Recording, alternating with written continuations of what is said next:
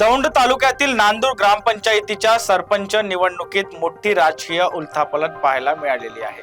राज्य महिला आयोगाच्या माजी अध्यक्षा रुपाली चाकणकर यांचे सख्खे बंधू संतोष बोराटे यांचा या निवडणुकीत पराभव झालाय। त्यांच्या प्रतिस्पर्धी उमेदवार विशाल नरेंद्र थोरात यांनी तब्बल 304 मतांच्या फरकाने विजय मिळवला।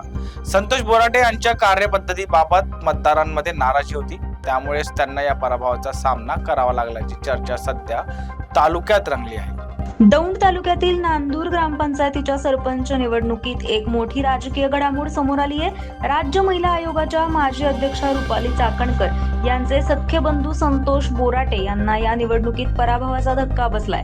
त्यांच्या विरोधात उभे असलेल्या विशाल नरेंद्र थोरात यांनी तब्बल 304 मतांच्या फरकाने विजय मिळवत बाजी मारली आहे आणि या निकालानंतर तालुक्यात विविध चर्चा रंगू लागल्यात। विशेष म्हणजे संतोष बोराटे यांच्या कार्यपद्धतीवर मतदार नाराज असल्याची भावना व्यक्त केली जात असून याच नाराजीमुळे त्यांना पराभवाला सामोरं जावं लागलं अशी चर्चा स्थानिक पातळीवर सुरू आहे। या निकालामुळे स्थानिक राजकारणात मोठी उलथापालट झाल्याचं चित्र आता समोर आलंय।